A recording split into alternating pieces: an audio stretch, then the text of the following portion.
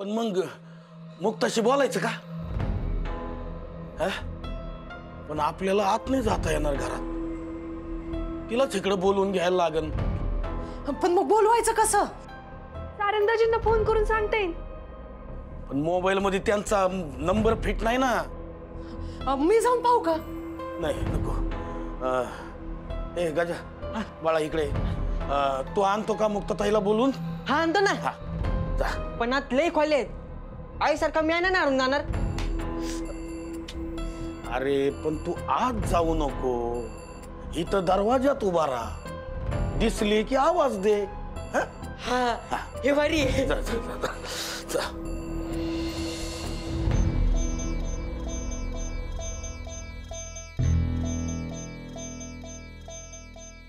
मुक्ताताई. गजा गजा तू इकडे काय करतोय? तुला नन्ने बोलवले. बर मी आले प्लेट ठेवून. दामू काका काय? ऐका ना, ही प्लेट नेऊन ठेवता का? मी आई अण्णांना भेटून आले. अगं ठेवतो की, त्यात काय एवढं. दे थांब. दे. काय ग या अजून तसंच आहे, तू खाल्लं नाही का? अहो नाही, मोठ्या मालकांसाठी नेलं होतं पण. हा कळलं. बर मी घेऊन जातो. हा वय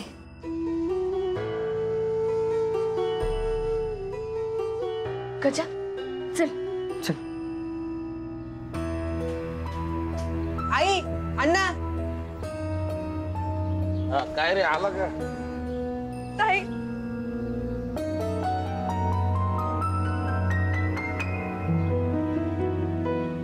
आई अण्णा.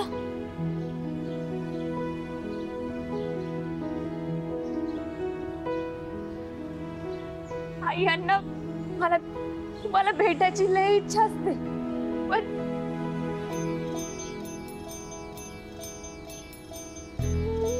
तुम्ही घरी निघालात का एवढ्या लवकर? काय झालं? तुम्हाला कोणी जा म्हणून सांगितलंय का? नाही नाही, देवी आईच्या कृपेने तसं काही झालेलं नाहीये. आणि पोरी तू पण असा काही येडा वाकडा विचार करू नको. आणि तुझ्या घरचे एवढे पण वाईट नाहीये. आणि आम्ही काही इथं राहायला आलो नव्हतो. पोरीच्या सारखी 2 मिनिटं टेकून यायला पाहिजे, पण ठीक आहे, त्यासाठी आलो होतो. ते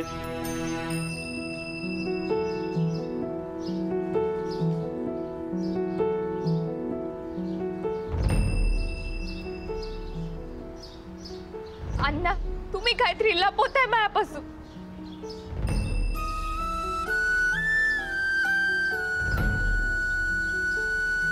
काय ते सांगा ना. लपवायचं असं काय नाही पोरी, तुला सांगायची भीती वाटते. म्हणजे तुमचा बाहेर विश्वास नाही? अगं तसं नाहीये पोरी, पण जे काय आमच्या डोळ्याने आम्ही पाहिलं, तू मोठ्या मालकांच्या समोर अशी त्यांना सांभाळ तुला लावला. मान्य तू त्यांच्या पुढे तशी आत ठेवली होती, पण तुला सांगतो बाळा, जे चाललंय ना ते लय वाईट चाललंय. बस अण्णा, म्हणून तुमचा बाहेर विश्वास राहिला नाही. अगं हाडला ना, तसं नव्हतं म्हणायचं. तू ग काही बाई विचार करू नकस. अण्णा म्हणताय तू विषय जरा नाजूक आहे. तू का राग डोक्यात घेऊन ये ग, विचार करू नकस. आई अण्णा, काय ते सांगा ना पटकन. माय भीती वाढून राहिली.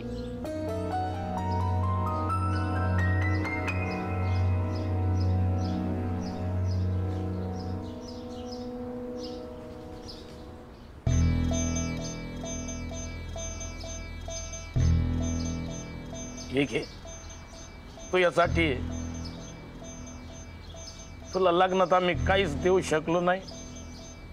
आमच्याकडून भेट आहे.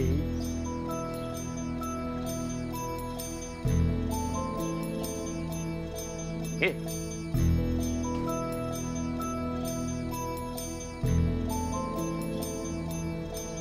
हे घे.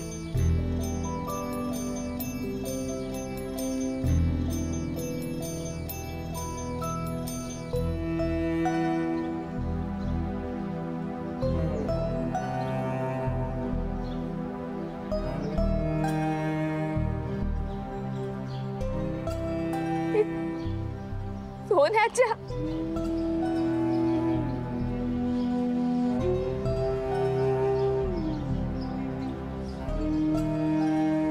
का केलं असं?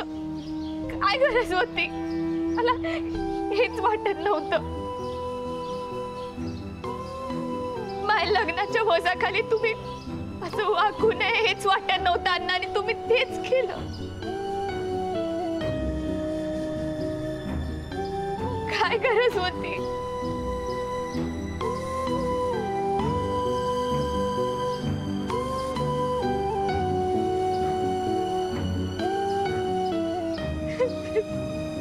मुक्ते,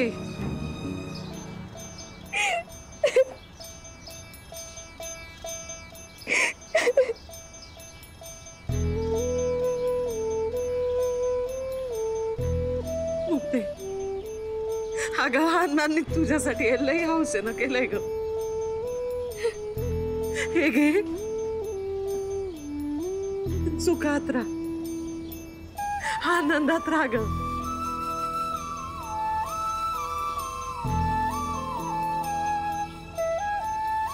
कोणत्या आनंदाने, कसली हौस? मला माहित आहे माझ्या आई बाबाची विकत घ्यायची ऐपत नाहीये, तरी तुम्ही आणलं. कसं आणलं या विचारानेच माझा जीव घाबरा होतोय ग. मी उगाच केलं लग्न. मुक्ते, वय आई, त्या लग्नामुळे तुमच्या रे येळ आली. तुम्ही आधीच नाही केले ग माझ्यासाठी. असं काही नाहीये ग पोरी. आई बाबा, सोनं नाणं दागिने हे सगळं तुम्ही आहात, हे नाही. मुक्ते, आम्ही काही नाही केलं ग तुझ्यासाठी. ना तुला शाळा शिकू दिली, ना सांभाळ वाजू दिली, काय विरोधच केला. कुठली हौस मौज नाही की मजा नाही. सारखं घरात कामातच राहिलीस ग. आमच्या सोबत घरासाठी आता जिजवल्यास राब राब राबत राहिली. नकळत्या वयापासनं घराची जबाबदारी अंगावर घेऊन जीवाचा फुपाटा करून जगतीये. आणि अगं असं नको बोलू. आम्ही काही नाही केलं ग तुझ्यासाठी, काही नाही केलं. बरं झालं आम्हाला आमची चूक कळली. जर रावसाहेब म्हणले नसते ना तर सोम,